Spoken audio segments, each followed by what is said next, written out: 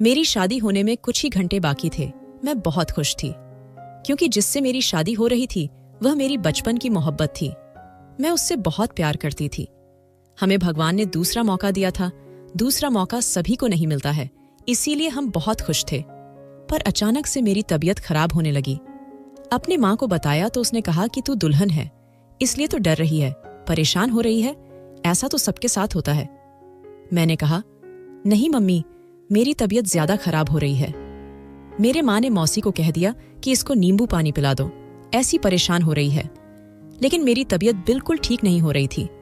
मुझे ऐसा लग रहा था कि मेरे पेट में कुछ हो रहा है और मैं जल्द ही दुनिया से जाने वाली हूँ। फिर मेरी तबीयत इतनी खराब हो गई कि मुझे डॉक्टर के पास जाना पड़ा। मैंने अपने होने वाले पति से कहा कि तुम भी साथ चलो। लेकिन जब डॉक्टर के कमरे में गए तो उसने मेरे कुछ टेस्ट किए। उसके बाद उसने कहा कि आपके कुछ और टेस्ट भी करने पड़ेंगे। बात बहुत लंबी हो रही थी। मेरे होने वाले पति ने कहना लगा, आज तो हमारी शादी है, शुभ मुहूर्त निकल चुका है।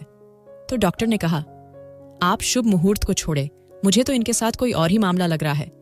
पहले मुझे अच्छी तरह से जांचबीन करने दें, फिर मैं आपको बताता हूं। शुभ मुहूर्त तो निकल चुका था, लेकिन उसके बाद डॉक्टर ने मेरी माँ और मेरे होने वाले पति को भी कमरे से निकाल दिया और जो कुछ मेरे साथ हुआ वह सिर्फ मुझे बताने की बात की। मैं बहुत डर गई। उसके बाद उसने ऐसी बात बताई कि मैं हैरान रह गई और यह सोचने लगी कि मेरे साथ यह सब कुछ किसने किया। और जब तक मेरे साथ यह सब कुछ हो रहा था, मैं कहाँ थी, मुझे पता ही नहीं चला कि कब मेरे शरीर के अंदर से मेरा सब कुछ। मेरे बाबू एक बहुत ही संकी आदमी थे। उसे औरतों पर हुक्म जमाने का बहुत शौक था। उसने पहले मेरी माँ का जीना हराम किया और उसके बाद मेरी जिंदगी को भी ऐसा बना दिया कि मैं अपनी मर्जी से कुछ नहीं कर सकती थी। लेकिन मेरी माँ कहती थी कि जब तक यह जिंदा है हमारी जिंदगी ठीक नहीं होगी। और फिर वही हुआ कि मेरे बाबू ने अपनी मर्जी से मेरी शादी करवाई। जिस आदमी से मेरी शादी करवाई वह उनके दोस्त का बेटा नहीं बल्कि उनका दोस्त था और उनकी उम्र मेरी बाप जितनी थी। बहुत अजीब तरह का इंसान था, शक्ल से भी अजीब और हरकतों से भी। और यहाँ तक कि पहले उसकी एक पत्नी भी थी जो अब इस दुनिया में नहीं थी। मेरी माँ इस बात पर बोलना चाहती थी, लेकिन अभी तक मेरी माँ की घर में कौन सी बात चलती थी जो अब यह बात चल जाती। उन्होंने कहा कि इस आदमी की तो पहले शादी हो चुकी है, तो मेरे बापू ने कहा कि वह कौन सी जिंदा है, मर गई है और इतना अमीर आदमी है, हमारी बेटी इसके घर में बहुत खुश रहेगी। बस मेरे बाबा ने मेरी शादी तय कर दी। मेरी माँ ने कहा कि मैं कुछ नहीं कर सकती, तू प्रार्थना करके तेरी जिंदगी अच्छी हो या फिर तेरा बापू जल्द ही इस दुनिया से चला जाए तो मैं इस आदमी से तुझे तलाक करवा दूंगी। मैंने अपनी माँ को कहा कि क्यों मेरे बापू को दुनिया से भेजती हो, मेरे पति से मरने की दुआ करो। फिर भी पता नहीं मेरे बाप को कब इस दुनिया से जाना था।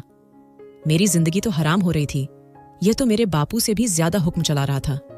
इस घर में बहुत ज्यादा पाबंदियां लगा रखी थीं और यह मुझे रोज अजीब तरह की गोलियां भी खिलाया करता था। जब मैं पूछती थी तो कहता था कि तुम्हें इससे कोई मतलब नहीं होना चाहिए, मेरी बात मानो, तुम मेरी पत्नी हो, मेरी बात मानना तुम्हारा धर्म है, ज्यादा सवाल मत करो। लेकिन आजकल कौन से जमाने रह गए थे ऐसे सर झुका के बात करने के। और जब मैं बीमार ही नहीं होती थी तो यह मुझे किस चीज की गोली खिलाता था। फिर एक दिन इस घर में एक औरत आई जो इसकी रिश्तेदार थी और डॉक्टर भी थी। मैंने बातें बातें में उससे पूछ लिया कि मेरा पति मुझे गोली खिलाता है, वह गोली किस चीज की है। उसने कहा कि अरे, तुम्हें परेशान होने की जरूरत नहीं है, मुझे पता है अपने रिश्तेदार को, मुझे पता है यह ऐसा ही है, लेकिन वह गोली तो तुम दोनों की जिंदगी को बेहतर बनाने के लिए है, उसकी तरफ से परेशान होने की जरूरत नहीं है। उसने यह बात बड़े नॉर्मल तरीके से कही थी, लेकिन यह बात भी तो कोई अच्छी बात नहीं थी। पर चलो, मैं इस बात पर थोड़ी सी रिलैक्स हो गई कि किसी और चीज की गोली तो नहीं है। वैसे इस आदमी के दिमाग में बहुत फालतू बातें भरी हुई थीं, पता नहीं क्या सोचता रहता था। इस घर में मेरी जिंदगी बिल्कुल भी अच्छी नहीं थी। मुझ पर बहुत पाबंदियां लगाई गई थीं और मुझे इतनी मुश्किल जिंदगी में डाला हुआ था कि मैं अपनी मर्जी से कुछ नहीं कर पाती थी। सभी लोग समझते थे कि शायद मैं बहुत खुश हूं और मुझे किसी चीज की कमी नहीं है, लेकिन ऐसा नहीं था। एक और बात बहुत अजीब थी कि मेरा यह पति, जिसका नाम आशीष था, कभी कभी फोन पर किसी से बात करता था और जब भी उससे बात करता मुझे कमरे से बाहर निकाल देता और अगर मैं पास आकर बैठ जाती तो खुद उठकर बाहर चला जाता। मुझे नहीं पता था कि यह किससे बात करता है। पहले मुझे ऐसा लगा कि जैसे कोई लड़की है, लेकिन लड़की नहीं थी, शायद कोई आदमी था। लेकिन अगर आदमी था तो फिर इस तरह से चुप चुप के बात करने की क्या जरूरत थी। उसकी बातें बहुत अजीब होती थीं। मैं कहता था कि मैं जिसका चाहूं अपने सामने सर झुका सकता हूं। किसी में इतनी हिम्मत नहीं जो वह मेरे सामने बोले मैं बड़ा पक्का खिलाड़ी हूं। मेरी माँ मुझे समझाती थी और कहती थी कि यह आदमी तुझसे बहुत ज्यादा बड़ा है, यह ज्यादा दिन जिंदा नहीं रहेगा, तो फिक्र मत कर, ये इस दुनिया से चला जाएगा। लेकिन जब से मेरी उससे शादी हुई थी वह ठीक ही था। बीमार होने के बजाय जवान हो रहा था। खुद कह रहा था कि जवान लड़की से शादी की है तो जवान हो रहा हूं। उसको तो कोई ऐसी बड़ी बीमारी भी नहीं थी। मैं किसी को फोन करके बता रहा था कि मैं बड़ा खुश हूं, मेरी पत्नी बहुत अच्छी है। मुझे तो ऐसा लगता है मैं फिर से जवान हो गया हूं। जब वह इस तरह की बातें करता था तो मुझे उस पर और भी ज्यादा गुस्सा आता था। मेरी जिंदगी अजीब हो गई थी। एक तरफ मैं अपने पति को मरने की प्रार्थना करती थी और दूसरी तरफ अपने बाबूजी के मरने की। वैसे भी वो कब तक जीते, ये तो कोई जिंदगी नहीं थी, ऐसे कौन जीता है। मैं जब तंग आ जाती थी तो अपने घर आ जाती थी, लेकिन यहां पर भी बाबूजी की बातें खत्म नहीं होती थी। एक दिन बाबूजी किसी यात्रा पर चले गए तो मैंने सुख का सांस लिया और अपने पति से कह दिया कि माँ की तबीयत खराब है, इसलिए घर नहीं आ सकती। मेरी माँ ने कहा कि मुझे क्यों बीमार बना रही है, भगवान सजा देगा, मैं सच में बीमार हो जाऊंगी। मैंने कहा कि हो जाओ सारे बीमार, मेरी जिंदगी भी तो ऐसी गुजर रही है। मुझे तो अब हर बात पर गुस्सा आता था। लेकिन फिर एक दिन राहुल आया, जो मेरे कॉलेज का दोस्त था। उसने मुझे रास्ते में देख लिया। वह बहुत खुश हुआ। उसने कहा कि मुझे तो लगा कि तुमने शादी कर ली होगी, और मैंने कहा कि हाँ, शादी तो कर ली है। उसको बहुत बुरा लगा। उसने कहा कि लेकिन मैं तुम्हारे घर रिश्ता भेजने वाला था, तुम शादी करके बैठी हो। तुमने मेरे साथ क्या किया? तुम्हें वह दिन याद नहीं है जब मैंने तुम्हें कहा था कि तुम मुझे बहुत अच्छी लगती हो? मैंने कहा कि मुझे सब याद है, लेकिन तुम ही गायब हो गए थे, और अगर तुम होते भी तो मेरी शादी इसी आदमी से होनी थी। मैंने उसको सब कुछ बता दिया और यह भी बता दिया कि मैं बहुत तंग हूं। अब वह भी मेरे साथ मिल गया और उसने कहा कि मैं तुम्हारी मदद करूंगा, तुम्हारा इंतजार करूंगा। मेरी माँ ने मुझे कहा था कि इतनी उत्सुकता भी अच्छी नहीं होती है, जो हो रहा है आराम से होने दे, नहीं तो तुझ पर भी कोई आपत्ति आ सकती है। मैंने कहा कि अब इससे बड़ी आपत्ति क्या होगी? शक्ल देखी आपने मेरे पति की, ऐसा लगता है कि मेरा बाप नहीं मेरा दादा है। अब मेरी माँ हंसने लगी और मैंने कहा कि आप हंस रही हो तो? उसने कहा कि तुम फिर नहीं कर, मैंने तुझे कहा ना, वह तुझसे पहले ही इस दुनिया से जाएगा। मैंने कहा कि यह तो बच्चों वाली बातें हैं, कभी कभी जवान लोग पहले मर जाते हैं और बूढ़े लोगों जिंदा रहते हैं। लेकिन मेरे पति को अचानक क्या हुआ है, यह मुझे समझ नहीं आया। उसने मुझे कहा कि हम लोग हिमाचल चलते हैं, बहुत अच्छी जगह है, वहां पर 1-2 महीने गुजारेंगे। मैं नहीं जाना चाहती थी, पर मैं इनकार कैसे करती। मेरी माँ ने कहा कि जाना पड़ेगा। मैंने कहा कि हिमाचल जाना तो मेरा सपना था, लेकिन इस बूढ़े के साथ जाने का मेरा कोई शौक नहीं था, और वह मुझे अपने साथ लेकर क्यों गया, इस बात पर मैं अभी तक हैरान हूं कि 2 महीने कैसे गुजर गए, पता ही नहीं चला। मुझे कोई भी पूछता कि वहां जाकर क्या किया, कैसे वक्त गुजारा, तो मुझे कुछ पता ही नहीं होता था। ऐसा लगता था कि मैंने सारा वक्त सोकर गुजार दिया था। मुझे इतनी नींद आती थी कि मैं सुबह 12 बजे उठती थी और 8 बजे फिर सो जाती थी, और बीच में सिर्फ खाना खाती थी और या फिर अपने पति के साथ थोड़ा समय बिता लेती थी। पता नहीं यह कैसा टूर था। मुझे तो ऐसा लगा कि जैसे वक्त बहुत जल्दी गुजर गया। मैं वापस आ गई। पीछे राहुल मेरे लिए बेचैन हो रहा था, क्योंकि वह मुझसे बात करना चाहता था। मैंने भी उसको अपना नंबर दे दिया और कहा कि हाँ, रोज बात किया करूंगी, बिल्कुल पहले की तरह। और इस तरह बात करने से हमारा प्यार बहुत ज्यादा बढ़ने लगा, और हम लोगों ने तय कर लिया कि बाकी की सारी जिंदगी एक दूसरे के साथ गुजारनी है। मुझे राहुल ने यह भी कहा कि तुम्हारा पति बहुत अमीर है, उसको किसी तरह इस दुनिया से भेजते हैं तो फिर सारी दौलत भी हमारी हो जाएगी और हमें कभी भी काम नहीं करना पड़ेगा। मैंने भी कहा कि हाँ, इतना तो करना ही होगा। मैं बुरी इंसान नहीं थी। मेरे भी कुछ सपने थे जिनको मेरे बाबूजी ने कभी पूरा नहीं होने दिया, तो सोचा कि शादी के बाद अपने पति के साथ उन सपनों को पूरा कर लेंगे। लेकिन उन्होंने मेरे लिए पति भी अपने जैसा ही तलाश किया, तो यह उनकी गलती थी, मेरी नहीं। लेकिन मेरे बाबूजी ने मेरे साथ बुरा किया, इसलिए मैं भी ऐसा ही करूंगी। मुझे किसी की कोई फिक्र नहीं है। मैंने अपनी माँ को भी नहीं बताया कि मैं राहुल के साथ ही प्लान बना लिया था, और अपनी माँ को इस प्लान से कब से निकाल दिया था, क्योंकि वह कुछ नहीं कर सकती थी। अगर उसके अंदर इतना दम होता तो वह यह सब कुछ होने ही नहीं देती। लेकिन उसने तो मुझे बाबूजी के नितने तक से भी नहीं बचाया, तो अब वह क्या चाहती थी? वह मौका पड़ने पर मेरा साथ नहीं ले सकती थी, क्योंकि वह बाबूजी से बहुत ज्यादा डरती थी। मैं अपने घर में थी जब मेरे बाबूजी ने मुझे कमरे में बुलाया और कहा कि मुझे एक जरूरी बात करनी है। उन्होंने कहा कि तुम आशीष के साथ ठीक व्यवहार नहीं रखती हो। मुझे पता चला है कि तुम घर पर नहीं बैठती हो, लेकिन यहाँ बैठी रहती हो। देखो, मेरी बात गौर से सुनो। तुम्हारी माँ अपना घर बनाकर बैठी है और उसने सारी जिंदगी मेरी बात मानी है। अगर अब वह तुम्हें यह कहती है कि अपने पति की बात नहीं मानोगे, तो वह तुम्हारी सबसे बड़ी दुश्मन है, इसलिए उसकी बातें नहीं सुना करो। वह एक बेवकूफ औरत है, वह तुम्हारे लिए कुछ नहीं कर सकती। मैंने तुम्हारी शादी एक अमीर आदमी से करवाई है और तुम्हें इस बात के लिए मेरा धन्यवाद जरूर करोगी। पैसे से ज्यादा कुछ भी जरूरी नहीं है। तुम्हें पता चलेगा कि एक वक्त आता है जब इंसान को यह बात पता चल जाती है कि पैसा ही सब कुछ है।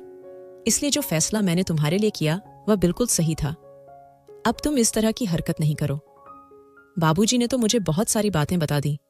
मैं तो उनकी एक बात सुनने से भी डरती थी। मेरी शिकायत आशीष ने लगाई थी। मैं आजकल अपने घर ज्यादा आती थी। मैं अपने घर इसलिए आती थी क्योंकि यहाँ पर मैं राहुल से भी मिल सकती थी और बात भी कर सकती थी, और अपने घर में मुझे डर लग रहा था। जहां पर आप कोई गलत काम करते हैं तो फिर आपको इस तरह की बातों के लिए भी तैयार रहना पड़ता है। इसलिए मैंने अपने बाबूजी की बातें चुपचाप सुन ली है और कह दिया कि ठीक है, आपको दोबारा शिकायत का मौका नहीं दूंगी। मैं घर आ गई। आशीष के साथ अब मुझसे एक पल भी नहीं गुजारा जा रहा था। मुझे उस पर बहुत गुस्सा आता था। राहुल से कहा कि कुछ करो, कोई प्लान बनाओ, उसको मेरी जिंदगी से निकालो। उसने कहा कि बूढ़ा आदमी है, इसको कुछ भी हो जाए तो लोग यही कहेंगे कि बूढ़ा आदमी है, बीमारी की वजह से इस दुनिया से चला गया होगा। तुम फिक्र मत करो, मुझे बताओ, मैं तुम्हें जहर लेकर दे दूंगा। तुम इसको खिला देना और ये दुनिया से चला जाएगा। जहर ऐसा होगा कि किसी को पता नहीं चलेगा कि इसको जहर दिया गया है। आजकल मार्केट में बड़ी बड़ी चीजें आ गई हैं, देख लेना, एक पल में सब कुछ ठीक हो जाएगा। मैंने कहा कि मुझे बहुत डर लगता है। उसने कहा, तुम्हें डरने की जरूरत नहीं है। मैं तुम्हारे घर के सामने जो होटल है वहां पर कमरा ले लेता हूँ। मैं तुम्हारी मदद के लिए आ जाऊंगा। हम लोग मिलकर प्लान बना लिया और अपनी माँ को भी इस बारे में नहीं बताया। मेरी माँ कहती थी कि खुद ही एक दिन मर जाएगा और सब कुछ ठीक हो जाएगा, लेकिन अगर वह 10 साल तक नहीं मरता तो क्या मैं 10 साल तक इंतजार करती रहती? 10 साल ही तो मेरी जिंदगी के खूबसूरत साल थे, क्योंकि इसके बाद तो मुझे वैसे ही बूढ़ी हो जाना था। फिर मेरे अंदर क्या रह जाता? मैं यह समय राहुल के साथ गुजारना चाहती थी। राहुल को बच्चों का बहुत शौक था। वह जब भी बात करता बहुत आगे पहुंच जाता था। कहता था, हमारे 2 बच्चे होंगे, एक बेटा होगा, एक बेटी होगी, हम अपना घर बनाएंगे। मुझे भी बच्चे बहुत पसंद थे और उससे बातें करके मुझे और भी ज्यादा शौक होने लगा था। वैसे ये पति भी बड़े बेवकूफ होते हैं। क्या इनके दिमाग में कभी ये बात नहीं आती कि अगर अपनी पत्नी को इतना तंग करें और पत्नी उनके खाने में किसी दिन जहर मिला दे तो यह तो एक पल में ही खत्म हो जाएंगे, फिर भी अपनी पत्नियों के साथ पंगा लेते हैं। मेरे लिए भी यह सब करना बहुत आसान था, लेकिन मैं डर रही थी। राहुल ने मुझे अपनी बातों में पूरी तरह से लगा लिया था, या यूं कहें कि मैं उसके लिए कुछ भी करने को तैयार थी। वह जवान था, खूबसूरत था, पढ़ा लिखा था। मैं उसे बहुत पहले से जानती थी। जब हम लोग एक साथ कॉलेज में पढ़ते थे तो मैं हमेशा यही चाहती थी कि किसी तरह मेरी उससे दोस्ती हो जाए, पर उसने कभी मुझसे खुलकर बात नहीं की। एक दिन उसने कहा था कि तुम बहुत अच्छी लगती हो, और मैं उसकी बात का मतलब नहीं समझी कि उसकी बात का मकसद क्या था। और यह था कि वह मुझे पसंद करता था और पहले अपनी पढ़ाई पूरी करके कोई अच्छी सी नौकरी करना चाहता था और उसके बाद मेरे घर रिश्ता भेजता। लेकिन इतनी देर में मेरे दुष्ट बाबूजी ने मेरी शादी करवा दी। वैसे देखा जाए तो मेरे साथ कितना बुरा हुआ था। अगर मेरी शादी आशीष से नहीं होती तो आज मुझे यह सब नहीं करना पड़ता। लेकिन फिर वही बात कि अब मेरे पास इतना समय नहीं था। पहले ही मैंने आशीष के साथ जो समय बिताया था, मैं उसके लिए भी बहुत पछता रही थी। काश के वह समय भी किसी तरह वापस आ जाता। राहुल ने मुझे बहुत ही जहरीला जहर लेकर दे दिया और कहा कि बस यह खाने में मिला देना, ये खुद ही इस दुनिया से चला जाएगा, और बस उसके बाद तुम्हें थोड़ी सी एक्टिंग करनी होगी कि मेरा पति मर गया और फिर सब कुछ तुम्हारा हो जाएगा। इस काम में थोड़ा समय लगेगा और बहुत सारे एक्टिंग करनी पड़ेगी, लेकिन एक बार यह काम हो गया तो सारा प्रोसेस पूरा हो जाएगा और फिर हम अपनी मर्जी से अपनी जिंदगी को गुजार सकेंगे। मैं सबके सामने आकर कह दूंगी कि मैं इस विधवा से शादी करना चाहती हूँ और फिर तुम मेरी हो जाओगी। उसकी बातें सुनकर मुझे बहुत अच्छा लग रहा था। वह जो कह रहा था, मैं वैसे ही अपनी जिंदगी गुजारना चाहती थी, लेकिन मैं बहुत डर रही थी। 1 हफ्ते तक वह जहर अपने पास लेकर घूमती रही और मेरी हिम्मत ही नहीं हुई। राहुल रोज मुझसे पूछता कि आज मिलाया खाने में, और मैं कहती थी नहीं, मुझसे नहीं हो रहा, मुझे डर लग रहा है। ऐसा भी हो सकता था कि मैं आशीष को कहती कि वह मुझे छोड़ दे, मैं उसके साथ नहीं रहना चाहती। पर वह मेरे बाबूजी की तरह ही आदमी था, वह मुझे कभी भी अपनी मर्जी से इस रिश्ते से आजाद नहीं करता। इसलिए शायद उसका अंजाम मेरे हाथ में लिखा था, लेकिन मैं ही डर रही थी। फिर एक दिन उसने मुझ पर बहुत जुल्म किया, मुझ पर हाथ उठाया और मुझे गुस्सा आ गया, और मैंने गुस्से में उसके खाने में जहर मिला दिया। सुबह तक वह इस दुनिया में नहीं था और उसकी शक्ल देखकर अंदाज लगाना मुश्किल था कि इसके साथ क्या हुआ है। सही कहा था राहुल ने कि यह जहर बहुत अलग तरह का था, पता ही नहीं चल रहा था कि जहर दिया गया है। जल्दी जल्दी अंतिम संस्कार कर दिया गया। मैंने कहा कि उनकी आखिरी इच्छा थी कि मुझे ज्यादा देर तक घर में न रखा जाए। मेरे बाबाजी भी बहुत परेशान थे। मैं बहुत लोगों से मिल रही थी, लोग कह रहे थे कि भगवान पर भरोसा रखना, सब कुछ ठीक हो जाएगा। मैं और राहुल बहुत खुश थे। इसी तरह हम 2 महीने गुजारे और फिर उसके बाद राहुल ने मेरे घर रिश्ता भेजा। मेरे बाबाजी को तो हाँ कह देना चाहिए था। हम ये रिश्ता वाला नाटक भी नहीं करते, लेकिन बाबा के सामने यह सब करना था क्योंकि वह भी बातें कर रहे थे कि पता नहीं कौन लोग हैं, कैसे लोग हैं, लड़का कैसा है। अब मेरी माँ भी बोली और उसने कहा कि वह लड़के को छोड़ो, तुम्हारी बेटी विधवा है और तुम्हें पता है ना, इस समाज में विधवा के साथ क्या होता है, उससे कोई भी शादी नहीं करता, उसका हाथ पकड़ने के लिए कोई तैयार नहीं होता, और यह लड़का तो बिल्कुल कुंवारा है, इसकी तो पहले शादी भी नहीं हुई। अगर फिर भी यह तुम्हारी बेटी से शादी करना चाहता है तो तुम्हें देखना सोचना ही नहीं चाहिए। मेरे बाबूजी ने हाँ कह दी और हमारी शादी की तारीख पक्की हो गई। अब हमसे ज्यादा इस पूरी दुनिया में और कोई भी खुश नहीं था। मुझे तो यकीन नहीं हो रहा था कि यह सब कुछ इतनी आसानी से हो गया। मैंने अपनी किस्मत का पासा पलट दिया। अगर मैं थोड़ी सी हिम्मत नहीं करती तो अब तक यह सबसे निकली नहीं होती और यह सोच रही होती कि वह कब मरेगा, लेकिन वह ना मरता और मेरी जिंदगी इसी तरह बर्बाद होती रहती। और अब मेरी राहुल से शादी होने वाली थी, हमें हमारा प्यार मिलने वाला था। इससे बड़ी बात और क्या हो सकती थी। हम लोग इतना खुश थे कि बता भी नहीं सकते थे, पर नहीं पता था कि अभी तो बहुत बड़ा तूफान आने वाला था। उस तूफान की बिना पर जब मेरे बाबा ने मुझसे पूछा कि तुम ठीक हो, तो मैंने कहा कि जी ठीक हूँ। उन्होंने कहा कि आशीष ने तुम्हारे साथ कुछ किया तो नहीं। मैं उनको क्या बताती कि क्या कुछ किया है, मैंने बस इतना कह दिया कि ठीक हूँ। मेरे बाबूजी आशीष को बहुत अच्छी तरह जानते थे। पता नहीं उन्होंने मुझसे यह सवाल अब क्यों पूछा। जब वह दुनिया से चला गया, जब वह जिंदा था, तब मुझसे क्यों नहीं पूछा कि वह मेरे साथ कुछ गलत तो नहीं करता, क्योंकि मेरे साथ बहुत बुरा करता था। मेरी जगह अगर कोई कमजोर लड़की होती तो शायद आत्महत्या कर लेती, लेकिन यह मैं थी और मेरे पीछे राहुल था, जिसकी वजह से मैंने एक ऐसा कदम उठाया कि अब मेरी जिंदगी में खुशियां भरने वाली थी। हमारी शादी भी सारी रीति रिवाजों के मुताबिक शुभ मुहूर्त निकाल के रखी गई थी, क्योंकि हम नहीं चाहते थे कि अब कोई भी ऐसी बात हो जिसकी वजह से हमारी आने वाली जिंदगी पर असर पड़े। मैं बहुत ज्यादा खुश थी, पर मेरी माँ ने कहा था कि अपने बाबूजी के सामने ज्यादा खुश न रहना, यही कहना कि मैं शादी नहीं करना चाहती थी, लेकिन फिर भी कर रही हूँ। मुझे तो अभी भी आशीष की याद आती है। यह न हो कि वह आखिरी वक्त में कोई काम कर दे, लेकिन अब मेरे बाबा ऐसा कुछ नहीं करने वाले थे। मुझे पता था कि वह भी चाहते हैं कि मेरी जिंदगी में फिर से कोई आ जाए, क्योंकि उनको भी पता था कि विधवा से किसी ने भी शादी नहीं करनी थी। लेकिन शादी की तैयारियों का असर था या फिर क्या बात थी, मैं बहुत ज्यादा थकी थकी रहती थी। मुझे ऐसा लगता था कि जैसे मेरे अंदर पहले जैसी जान नहीं है। मैंने यह बात राहुल को भी बताई थी। उसने कहा कि एक दफा तो मेरी जिंदगी में आ जाओ, फिर सब कुछ ठीक हो जाएगा, तुम्हें कोई काम करने की जरूरत नहीं होगी, हम घर में काम वाली बाई रख लेंगे और बस तुम मेरे लिए सजना और मेरी जिंदगी को सुंदर बनाना, यही तुम्हारा काम होगा। मैं उसके बारे में सुनती थी तो खुश हो जाती थी, लेकिन मुझे ऐसा लगता था कि मेरे अंदर कुछ भी नहीं है। मुझे अंदर से बहुत कमजोरी महसूस हो रही थी। शादी वाला दिन आ गया तो सुबह ही मेरी तबीयत खराब थी।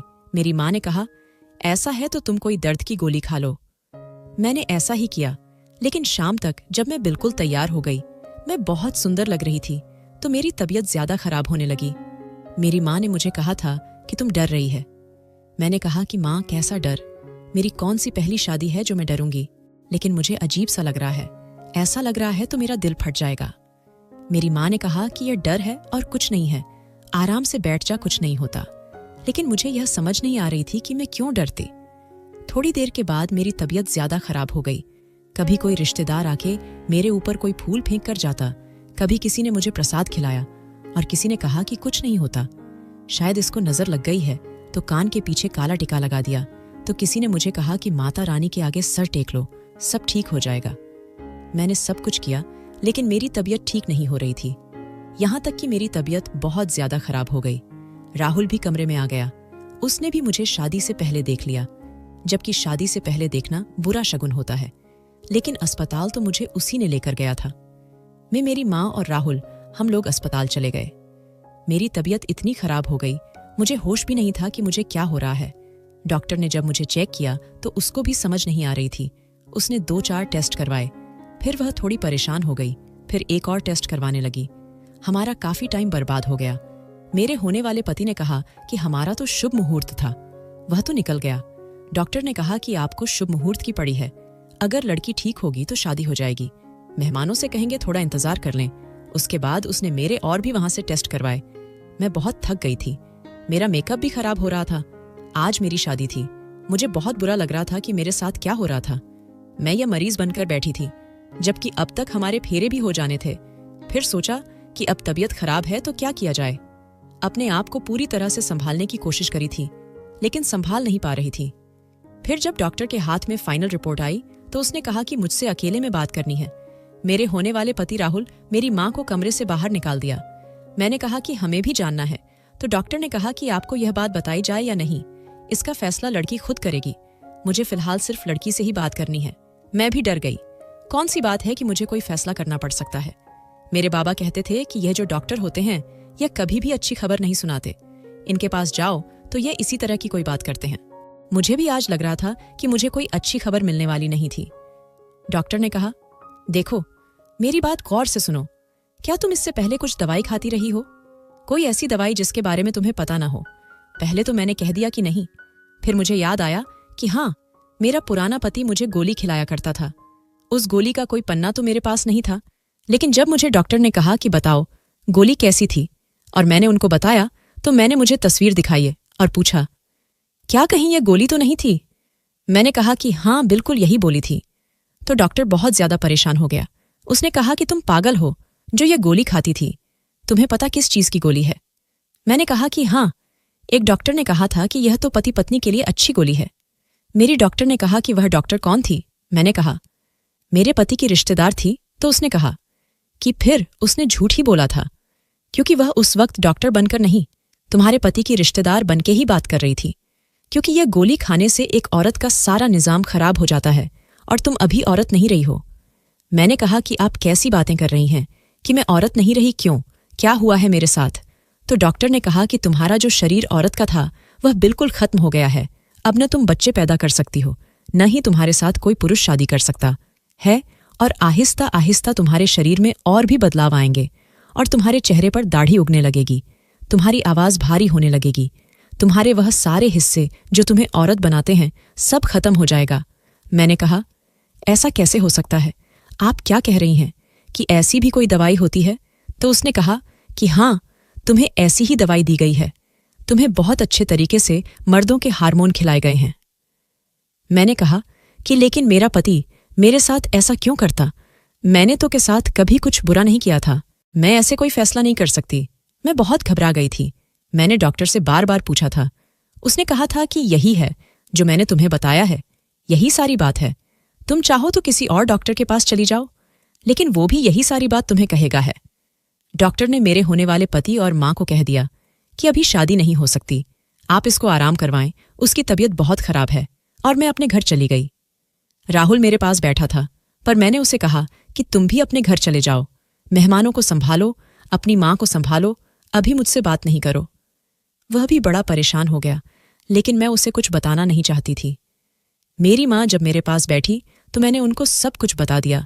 वह भी हैरान रह गई, और आज उन्होंने सीधा जाकर यह बात मेरे बाबा को भी बता दी। मेरे बाप ने कहा कि मुझे पहले इस बात से शक था कि जीते जी चला जाए।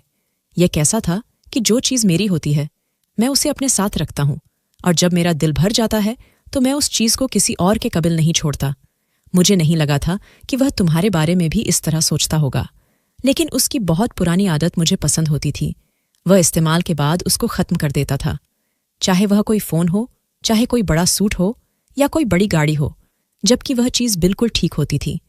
मुझे लग रहा था कि उसने तुम्हारे साथ भी कुछ ऐसा किया होगा। तुमने कहा था कि ऐसी कोई बात नहीं है। मैंने कहा कि मुझे क्या पता था कि वह मेरे साथ ऐसा कर चुका है। अब मेरा क्या होगा? मेरी माँ ने कहा कि राहुल को यह सब नहीं बताओ और उससे शादी कर लो, लेकिन मैंने बता दिया। वह कहता है कि इलाज करवाएंगे, पर अभी तक कोई इलाज नहीं हुआ है। अब उसका मेरे लिए प्यार खत्म हो रहा है। मैं बहुत बीमार रहती हूँ। मुझे कुछ भी अच्छा नहीं लगता। मेरी आवाज़ भी बदल गई है। मेरी शरीर खराब हो गई है। मुझे ऐसा लगता है कि राहुल में बस अपनी बात को पूरा करने की कोशिश कर रहा है। वह मुझसे शादी कभी नहीं करेगा। अब तो वह शादी की बात भी नहीं करता। लेकिन यहाँ पर मेरा आप सबसे सवाल है, मैंने अपने बूढ़े पति के साथ ऐसा क्यों किया था जो मुझे उसको इस दुनिया से भेजने की सज़ा मिली? लेकिन उस वक्त तो मैं उसके साथ ठीक थी। फिर भी वह मेरे साथ यह सब कुछ करता रहा कि मुझे अपनी ज़िंदगी में भी रखा और मेरी ज़िंदगी को बर्बाद भी करता रहा। अब मैं पता नहीं कब मर जाऊंगी। मेरी ज़िंदगी का कोई भरोसा नहीं। उसने भरी जवानी में ही मेरे साथ यह सब कुछ कर दिया। आप लोग बताएंगे, क्या किसी औरत के साथ इस तरह करना चाहिए? जो मैंने किया वह गलत था, लेकिन वह तो पहले से ही मुझसे दुश्मनी निकाल रहा था। मुझे तो नहीं पता कि मैं उसके लिए बुरी थी। फिर भी वह मेरे साथ यह सब कुछ किया कि मुझे अपनी ज़िंदगी में भी रखा और मेरी ज़िंदगी को बर्बाद भी किया। अब मुझे पता नहीं कब मर जाऊंगी। दोस्तों, वीडियो कैसा लगा? कमेंट करके ज़रूर बताएं। वीडियो को लाइक और चैनल को सब्सक्राइब ज़रूर कर देना।